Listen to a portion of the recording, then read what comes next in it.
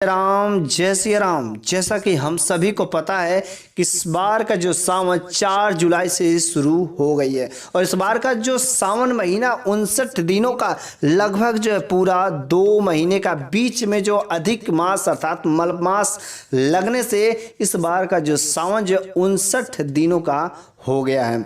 लेकिन हम सभी को पता है कि जो भी सावन के महीने में जो भोले बाबा के भगवान शिव के सच्चे भक्त होते हैं सोमवार का व्रत तो जरूर ही करते हैं। लेकिन आज मैं आपको इस वीडियो में बताऊंगा कि सावन के पहले सोमवार जो 10 जुलाई को पड़ रहा है, इस 10 जुलाई के दिन जो भी महिलाएं बस एक जोड़ा हरी चूड़ी यदि इस जगह पर रख देती है तो 24 घंटे के अंदर उसको चमत्कार दिखाई देने लगेंगे। वैसे सुहागिन महिलाएं इस काम को जरूर करें। यदि वे इस काम को करेंगे तो उनके पति की आयु जरूर ही बढ़ेगी और उसके संतान सुख की भी प्राप्ति मिलेगी। लेकिन हम चाहते हैं कि यदि आप भोले बाबा के भक्त होंगे तो कमेंट बॉक्स में ओम नमः शिवाय जरूर लिखेंगे। अब रही बात, हम सभी लोग जान लेते हैं कि आखिर जो सावन का सोमवार है 10 जुलाई को है, लेकिन इस बार जो है टोटल 8 सोमवार सावन महीने में पड़ेंगे। इस बार सभी भक्तों को एक शुभ अवसर मिला है कि भोले बाबा के जो सच्चे भाव से भक्ति करने के लिए इस बार 8 सोमवार का व्रत हम सभी को करने को मिलेगा। तो हम सभी जानते हैं कि सावन कब इस सोमवार पड़ रहा है। तो पहला जो सावन का महीना है 10 जुलाई को, दूसरा सावन का महीना 17 जुलाई, तीसरा सावन का महीना 24 जुलाई, चौथा 31 जुलाई, पांचवा 7 अगस्त, छठवां सोमवार 14 अगस्त, सातवां सोमवार 21 अगस्त और आठवां सोमवार 28 अगस्त को पड़ा। टोटल पूरा 8 सोमवार इस महीने में इस सावन में पड़ेंगे। तो सभी भक्त जो भी महिलाएं व्रत करती हैं, यदि वे इस व्रत को करती हैं सच्चे भाव से, सच्चे दिल से, हृदय से यदि करती है तो उनके पति की आयु में वृद्धि होती है और उनको संतान सुख अर्थात हर प्रकार के सुख समृद्धि जरूर मिलती है। सावन का महीना वैसे बहुत ही पवित्र महीना होता है। टोटल 12 महीनों में से सावन ही महीना एक ऐसा महीना है जो बहुत ही पवित्र महीना होता है। इस महीने में भोलेनाथ और माता पार्वती की साक्षात कृपा आपके ऊपर रहती है। यदि आप सच्चे भाव से इनकी पूजा करते हैं, इनके शरणों में चले जाते हैं, इनका भोग लगाते हैं तो आपकी कोई भी मनोकामना अधूरी नहीं रहती है।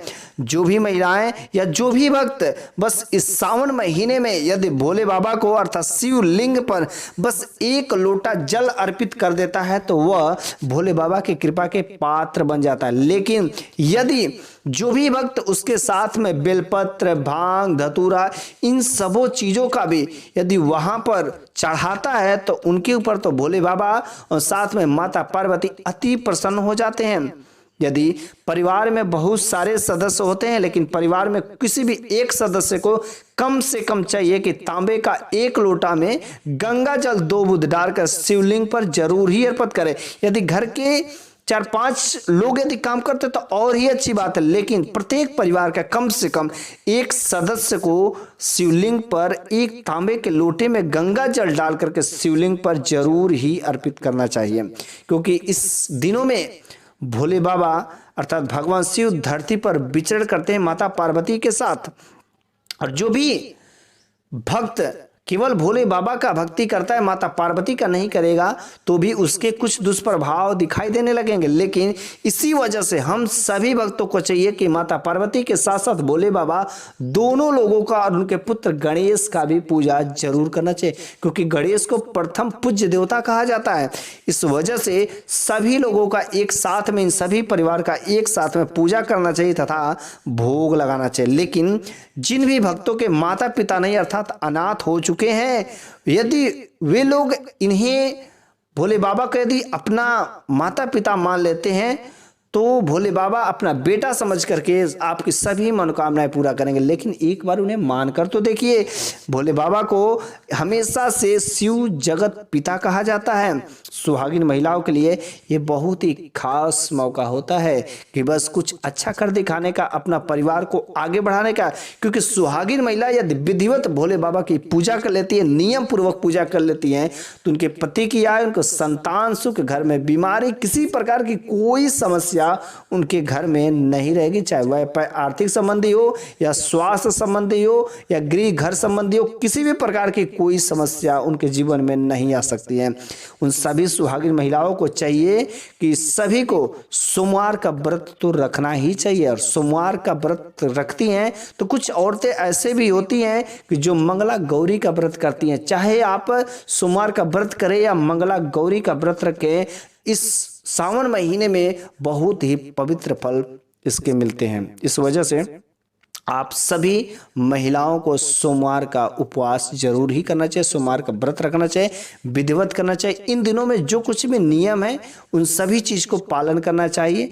अब हम लोग ऐसे चीज जान लेते हैं कि जो महिलाएं हमारे व्रत करती हैं तो कुछ ऐसे कार्य हैं जो पति की उन्नति के लिए हमेशा ही उपयोगी हैं। तो ऐसे ऐसे कौन से कार्य है जो उन महिलाओं को जरूर करना चाहिए। जो भी सुहागिन महिलाएं यदि अपने पति की आयु में बढ़ोतरी चाहती है, अपने पति की पदोन्नति चाहती हैं या हर प्रकार से वृद्धि ही चाहती है, तो उन महिलाओं को एक खास कार्य करने ही पड़ेंगे। पहला जो है, हमेशा शिव के साथ जो है माता पार्वती की पूजा जरूर करें। कभी भी भोले बाबा को अकेले नहीं पूजा करें, अर्थात उनके साथ में माता पार्वती की भी पूजा करें। माता पार्वती को खुश करने के लिए सिंदूर चढ़ावें तथा लाल फूल जरूर ही चढ़ाएं। लाल फूल में आप जो गुड़हल का फूल ले सकते हैं। यदि आप गुड़हल का फूल चढ़ाते हैं तो माता पार्वती भी खुश हो जाती हैं। और भोले बाबा का जो भांग धतूरा ये सब चीजें चढ़ाते हैं तो दोनों लोग यदि आप पर कृपा के पात्र बन जाते हैं तो आपके जीवन में कौन सी कमी रह जाएगी, कोई कमी नहीं रह जाएगी। दूसरा नंबर की बात है, क्या हमें इस सावन महीने में जो सोमवार के व्रत महिलाएं करती हैं, वैसे सावन का महीना तो हरियाली का महीना होता है, क्योंकि इन दिनों में चारों तरफ हरा ही हरा रहता है। चारों तरफ वैसे बरसात का मौसम होता है और बारिश की वजह से चारों तरफ हरियाली ही हरियाली रहती है। बहुत ही प्यार का महीना होता है। वैसे इस हरियाली वाली महीने में सुहागिन महिलाओं को चाहिए कि हरी कपड़े पहने, हरा कपड़ा पहने, हरी चूड़ियाँ पहने।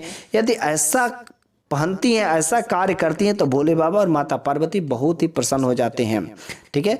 और यदि आप उन दिनों सोमवार के दिन यदि हरी चूड़िया या हरे वस्त्र किसी को दान करते हैं तो माता पार्वती आप पर बहुत ही प्रसन्न होती हैं। यदि आप चाहें तो भगवा रंग के भी कपड़े पहन सकते हैं, इसमें कोई आपत्ति नहीं है, क्योंकि भगवा रंग भी भोले बाबा प्रसन्न होते हैं। लेकिन तीसरी बात है कि इस दिनों आप कभी भी, कोई भी भक्त हो, काला कपड़ा तथा सफेद कपड़े नहीं पहने। काला वस्त्र या सफेद वस्त्र महिलाओं को या चाहे पुरुषों किसी को भी धारण नहीं करना चाहिए। ऐसा करने से आप पर भोले बाबा और माता पार्वती की उल्टा दृष्टि पड़ सकती है। तो काला वस्त्र और सफेद वस्त्र नहीं पहनना चाहिए, क्योंकि ये सुहागिन महिला के लिए उचित नहीं होता है। चौथा नंबर की बात है कि कभी भी जो सुहागिन महिलाएं होती हैं गला खाली नहीं रहना चाहिए, अर्थात गले में शादीशुदा हैं तो सच्चा यदि अपने पति की इच्छा चाहती हैं, अपने पति की आयु में वृद्धि चाहती हैं, तो आप अपने गले में कोई ना कोई माला जरूर ही रखें, कोई धागा जरूरी रखना चाहिए। यदि आपका मंगलसूत्र है तो अति पवित्र होता है। लेकिन यदि किसी कारणवश मंगलसूत्र जो टूट गया है या कुछ ऐसा वैसा हो गया है तो आपके गले में कोई ना कोई धागा जरूर ही न रहना चाहिए, या कोई मोतियों की माला आप जो गुथवा करके पहने। उन दिनों में आपका गला जो है खाली नहीं रहना चाहिए। वैसे यदि आप मंगलसूत्र पहनते हैं या कोई मोतियों की माला पहनते हैं, वो टूटा हुआ ना हो, कहीं कोई गला हुआ ना हो, वो माला बिल्कुल ही फ्रेश और अच्छा दिखना चाहिए।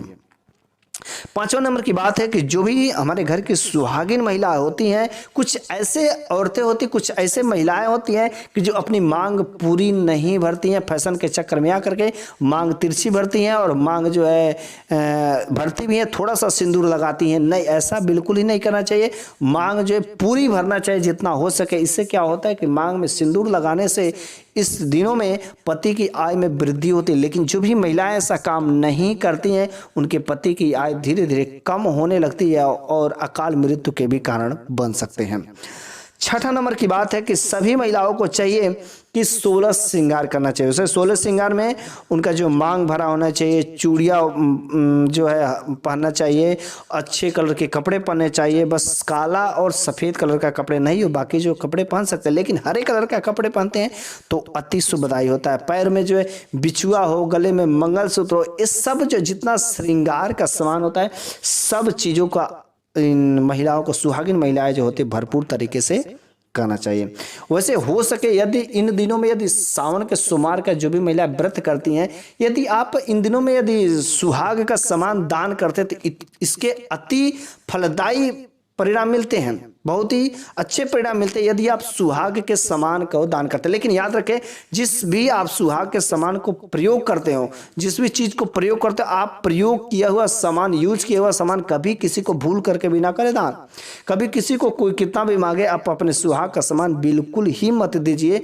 आप जब भी किसी को दान दीजिए तो आप नया सामान खरीद कर ही दान करें, लेकिन अपना यूज किया हुआ सामान किसी को नहीं देने से, क्योंकि ऐसा हो सकता है कि आपका जो सौभाग्य जो है उनके हाथों में, उनके पास चला जाएगा और आपका जो अच्छे दिन चले जाएंगे। इस वजह से आप जो नया सामान खरीद कर ही दान करें।